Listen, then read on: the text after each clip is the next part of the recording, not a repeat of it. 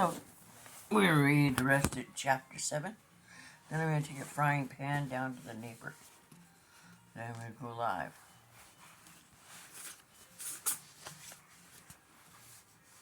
Oh, booked upside down. My eyes are really tired, and then it cracks in the morning. Craig is dead, I'm afraid. I gave them my most serious expression, which Martin always said made me look like I was having a heart attack. Oh, that's true. Okay. Then they said that they had heard it, but they didn't want to ask his aunt and uncle because they heard that his uncle had been ill. They couldn't find it listed anywhere that Craig's funeral was coming up. Evidently, these neighbors didn't know that the house that Craig and Regina lived in belongs to Martin.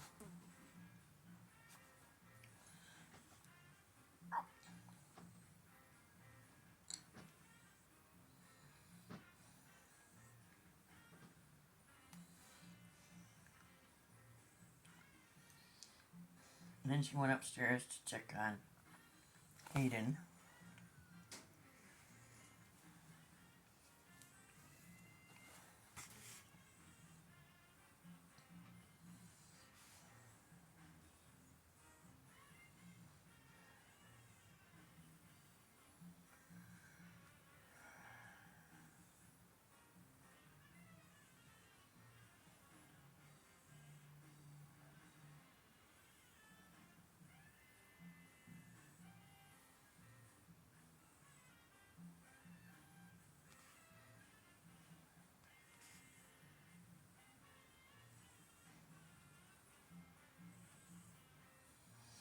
And she found that Hayden didn't want a bottle, and he went back to sleep.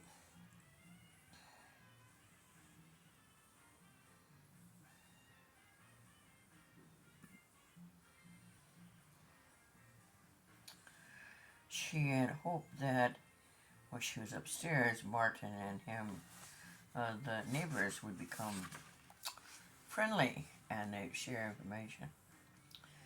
Margaret likes babies. I could tell by the way her eyes latched onto the nursery moderator as I came in the room. I didn't realize you and Martin were parents, she said slowly. How old is your baby? Martin, who had gotten a straight chair from the kitchen, looked resigned. I said he isn't ours. After they refused to drink, I eased back into the chair, tired as I'd ever been in my life. You're babysitting? It's Regina's baby, Martin said. Regina's baby? If such a thing were possible, the pale Margaret, whom I was beginning to warm to, turned a shade whiter. She stared at us and stunned. Even her next-door neighbors hadn't known Regina was going to have a baby. My doubt that Regina had ever given birth was beginning to consume me. Regina's baby, Luke said. He seemed just as startled as his wife. Where on earth has it been? With Regina missing and Craig dead, we had to step in, Martin said smoothly as I opened my mouth to tell them the whole story. That was the best plan, I said. Just to justify my open mouth. Obviously, the Granberries were curious, but too polite to ask any questions. After some idle talk about how long we might stay and polite offer on our visitors' part to help in any way they could, the Granberries rose to leave. Margaret was holding Luke's hand, and I thought that was sweet. I love to see people who've been married a while still act as lovers. Though I considered she might actually need the support. Margaret was looking a little shaky. We didn't know Regina was going to have a baby, I said, kind of throwing out the line. Ha ha ha ha ha! That's really good fishing line. Fishing thingamajigger. As Luke and Martin were shaking hands, Margaret nodded. She was very secretive about it, apparently. Listen, if you get lonely, give me a call. Our number's in the book. If Martin has catching up to do with friends here in town, you may be at loose ends. Or maybe you'll need me to babysit. Thank you, I said. I'll call you. And thanks for coming to check on the house. We appreciate you being concerned. We tried to keep an eye on the house since we heard about Craig, Luke said. He looked from Martin to me to make sure we both understood his sincerity. If you need anything, while you're here, just let us know. We'll be glad to see you. As I gave Hayden his bottle later, I said, they seemed nice, Martin. I think we should try to get together with them again and see if they know any more about Craig and Regina than the little we know. Sounded to me like they saw them fairly often. What do you think? They seemed too damn trusting, my husband said.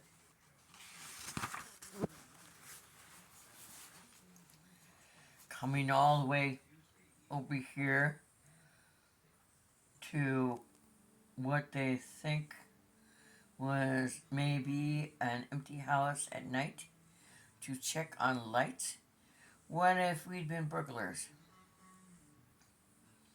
He had a rifle in the gun rack in the cab of his pickup, I said, moving Hayden to my shoulder to burp him. I noticed because it made me feel right at home. If Lawrenceston, everyone seemed to own a rifle or a gun, or a shotgun, whether or not they hunted. Martin had a gun himself. Martin had not always been a business executive, as I would do well to remind myself. This day had contained more than its fair share of hours. I was ready to have for it to be over. The ancient dryer was taking too long to dry the new wash sheets. Martin occupied Hayden while I went to search for more. I was surprised and relieved to find another set in the upstairs bathroom's closet, and it took me a minute or two to remake the bed. I had to put on the same blankets and bed sheets, but I resolved to wash them in the morning. I knew as I scrubbed quickly in the ancient bathroom that any mild obligatory affection I had for Regina had ebbed away with this close examination of her marriage. I loathed her life.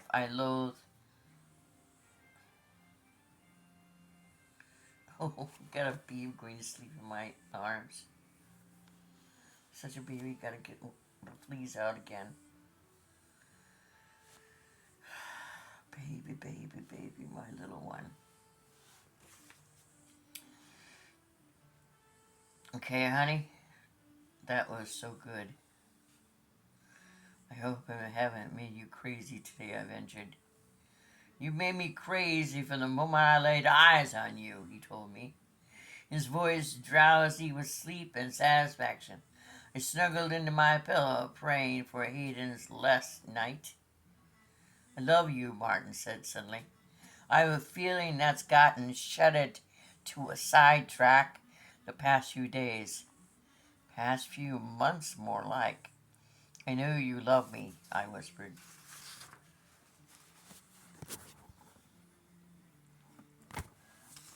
Just checking on time. When we got married, I was so exhausted I had to force myself to listen. None of the advice to the lovelorn columns told me that some days you'd be so too happy to listen to a declaration of love. All I wanted was to protect you from any harm, to make you safe, not to let anything worry you, frighten you, or make sure you never wanted for anything. Bless his heart. And no, that doesn't mean something nasty. Someone told me who never lived in the South that bless your heart was like swearing. It's not. It means bless your heart. It was just not possible. But it was the most attractive illusion in the world. Wasn't it? What I wanted to give Martin in return. I remembered hazily that I'd resolved to help him in his career by being a good hostess and a good guest. Attending every event promptly and in appropriate clothes, expressing appropriate sentiments.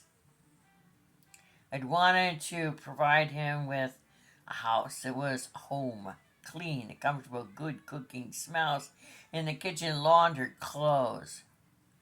But after a while, I felt compelled to work at least part-time, to go back to the library because I loved the job and the books and the people. And there were days I had indulged myself by reading rather than doing laundry, talking to my mother or my friends rather than starting preparations for an elaborate meal. And since I had a big contrary streak running all the way through me, I had sometimes rebelled in my tiny way by wearing bizarre glasses to the Pan Am Agra wife's dinner, or by saying what I actually thought rather than what people wanted to hear. So I said suddenly, have I been the wife you wanted? I didn't want a wife, he muttered, clearly putting the phrase in quotation marks. When I saw you standing on the steps in front of that house, with the wind blowing your hair, looking so anxious, in that suit, I remembered the color. You thought, gosh, I want to marry her and keep her forever? I thought, God, I wanted to get in your pants. Ha ha ha. I began to giggle, and Martin's hand came out of the darkness and stroked my cheek. Good night, he said, on the edge of sleep. You have never disappointed me. Good night, I answered, and let go of the day. My little traveling clock on the night table told me it was 7:30, and the wailing from next door told me Hayden had started his cycle. I hopped out of bed before I was fully awake, and then the cold of the floor gave me a nasty shock. Our house in Lawrencetown had hardwood floors too, but they never felt this cold. I slid my feet into the slippers, and as I headed for the door, I crossed over to the nursery, with the sole slapping the floor pleasantly. The house seemed very quiet except for Hayden, who was red-faced and sobbing when I got to him.